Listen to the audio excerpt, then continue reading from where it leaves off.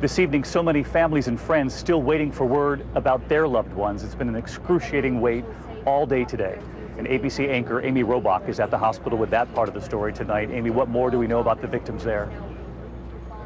Well, David, we can tell you that 44 people were rushed to this hospital in the hours after that deadly shooting. We know one has since been released, but 9 others died on their way to the hospital. And just to give you an idea of the scope of what these medical professionals are facing today, doctors performed 26 surgeries here today alone at this hospital. And hanging in the balance of all of this confusion and chaos are the families of those who are still missing. They are literally in limbo. Their names not on anyone's list. For most of the day, there were only numbers: 50 dead, 53 injured. But tonight, there are the names and faces to go along with the stories of so many people who ended up in the wrong place at the wrong time. These names now included on the official death toll: Kim Morris, 37 years old; Luis Omar Ocasio Capo, 20 years old; and Juan Ramon Guerrero, 22 years old, who was there with his boyfriend. Dozens more lucky enough to survive, like Rodney Sumter, a bartender at the club and father of 2, and Josh McGill, who stopped to help him. I kind of grabbed him and pulled him over to me. He was like, "Hey, man, I think I got shot." I took off my shirt and told him, "Hey, I got to stop the bleeding." I tied the first gunshot wound around his arm with my shirt. Jillian Amador, just out of the hospital. She was on the dance floor when the gunman opened fire, trampled as she tried to escape. Her friend, Jeanette McCoy, helping triage victims in the minutes after the shooting. I was okay besides the regular bumps and bruises, and my only instinct was to help everybody else around me. But there are the countless others still unaccounted for tonight, like Jeff Rodriguez. He sent his brother a text from the chaos saying he was bleeding. Last text said, "I got shot, I'm bleeding out, I think I'm dying. I love you guys. Tell Mom, Dad, everyone I said I love them."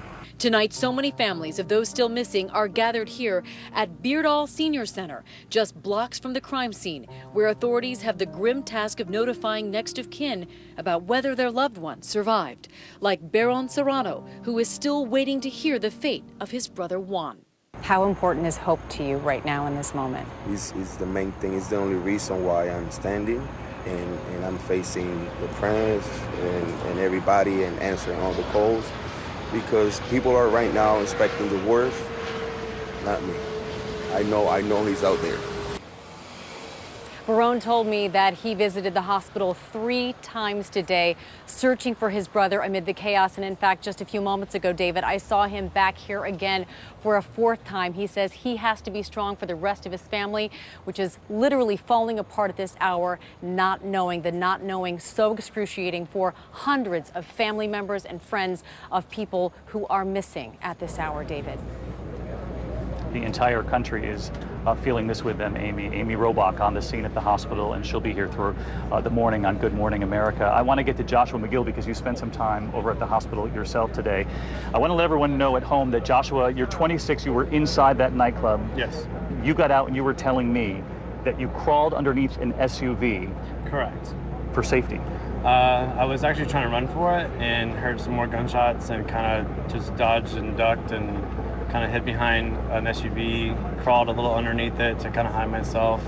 When I heard the gunshots further away, I then crept out to run for it again, and that's when I noticed the victim. Someone who needed help. Someone needed help. And you were saying they'd been shot a number of times. Yes. At first, I just saw a lot of blood. I didn't know what exactly from. When I got to him and noticed he had been shot once on each arm, and then later on found out another time on his shoulder. He was dazed a bit. He wasn't sure if he'd been shot. He said, "I think I've been shot." He said he thinks he's been shot, so I assume he was in shock. I let him know that I'm here. I will be here to help you. I will do whatever I can. I need to stop the bleeding. Do you mind? And he just was like kind of out of it. So I took my shirt off, used it as a tourniquet to cut off the circulation to stop the bleeding. Took off his shirt, did the same thing to the opposite arm. And I know there were ambulances had all gone to the hospital. There were none left. None. And so the police told you to get in the back of a cruiser? Yes.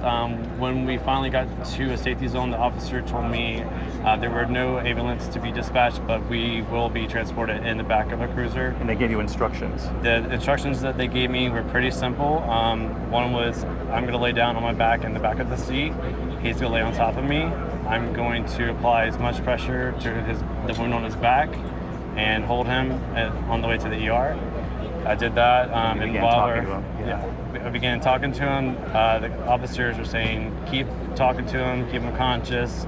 That's when I got his name. It's Rodney, age, where he's from, etc. I told him everything's gonna be okay. I got you. I did everything I can, to stop the bleeding. I asked him if he was religious. I said, I don't know if you are, but I'm gonna say a prayer.